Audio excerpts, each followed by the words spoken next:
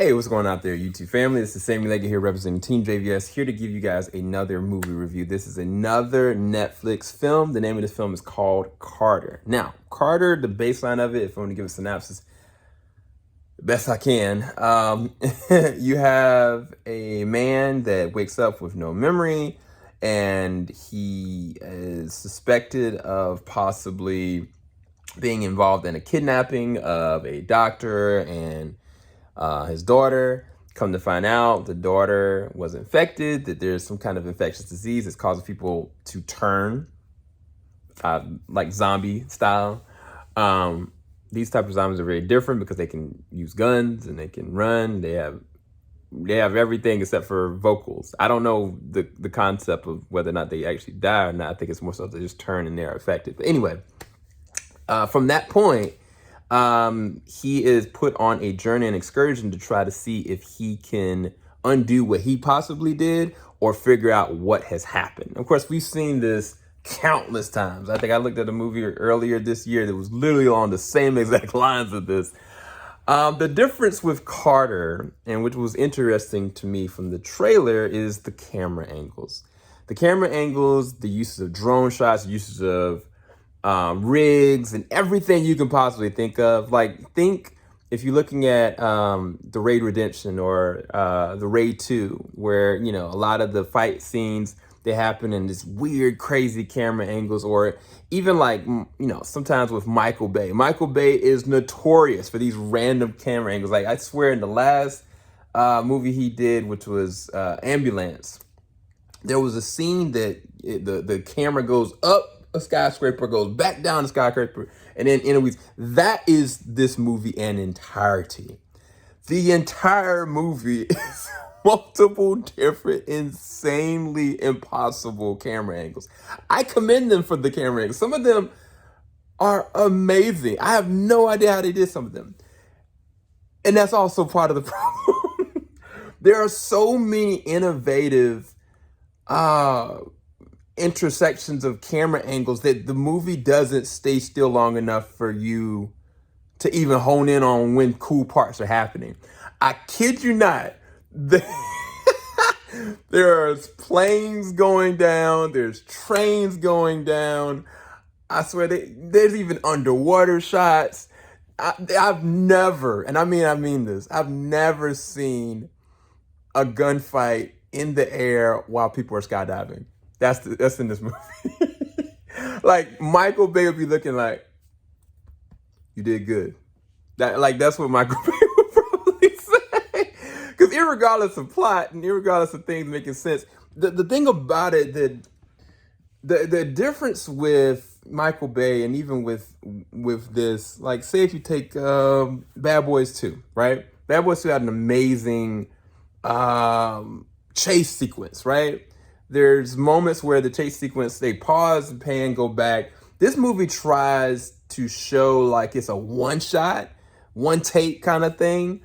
And what happens is when it goes to a pivotal moment and then it goes back to slowing down and you're following along with the person, there's this moment of pause. And that happens throughout the entire film. And it's very jarring. And it's not as though it's just not fluid enough to make sense of the one-shot takes. Was it 1984? Not 1884. 1914. 1914, I had a really interesting one-shot take. And I mean, I think one of the best cinematographers there are. And when those shots were happening, it was just fluid. It was just natural. It continuously shot to the point that there was a scene I thought was freaking dope. Like, they had the main character and he had a sniper rifle and he was pointing it down the lens, and the lens literally, I kid you not, follows down the lens to the directed location and then back to the crosshairs of the person's perspective. I think if this was a video game, this would be fantastic. There's so much going on in this movie. There's so many different action scenes. Like, because there's so much, I don't know what's real and I don't know what's CGI. But I'm also, unfortunately, more inclined to believe a lot more of the CGI than actually real, because they don't take enough time for me to be like, oh, let me take a step back, because it's always the camera angle is following along. So I don't know sometimes when it's just like not good CG, or if this is like, man, this is an amazing shot. They actually did this. One of the third act, it's just insanity. But I did like that the third act kind of slowed down some of those camera angles, but it didn't stop. They still kept going. And that was, unfortunately, the crux of this. Now, Carter as a character, I think he's very multi-layered. I think he's very interesting. I think that they should have dived more deeper into his capability. Again, there was a movie that I saw recently, that it captured this so much better. I don't want to label it in this one because I want you guys to know that, I mean, it's very entertaining, but I don't know. It also got a lot of different stars in it. Tara from The Walking Dead, she plays an interesting role in this one. Mike Coulter, like Luke Cage himself, is in this film. They got a lot of other well-known actors just randomly in this film. Some of them I think are really interesting surprises that I'm not gonna spoil now.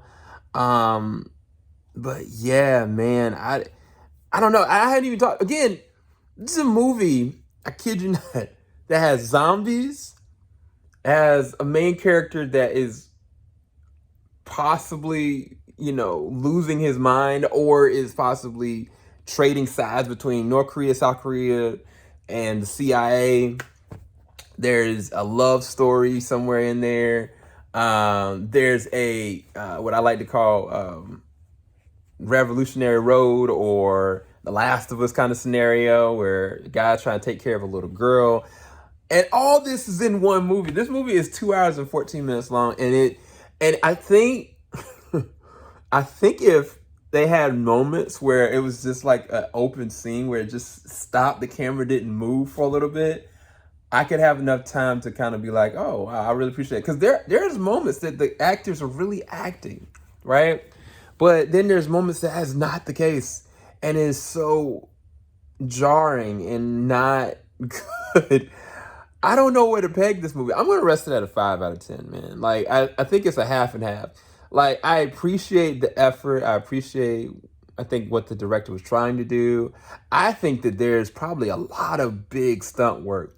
But because the transitions aren't as good and a lot of transition looks so CGI, I can't tell how much of this is just great camera work versus, CG. And I think that if it was believable that the whole entire thing was just all camera work and was no heavy CG, then that'd be one thing. But because you made this such an unbelievable character, an unbelievable scenario, again, can I mention there is a gunfight in the sky? There's a moment where the main character is the first opening moment of this, and I think that's when it set the tone. I'm glad it did set the tone.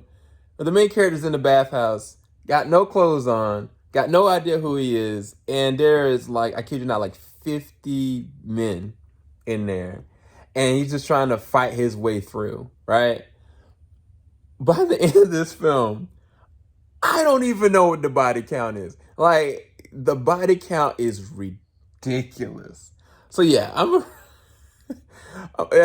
any of you guys that, again, are fans of The Raid or fans of, like, martial arts, action, entertainment films, I think that there's something for you guys here, but I think it's just too over the top, man. I think it went too hard, and not enough stability, literally.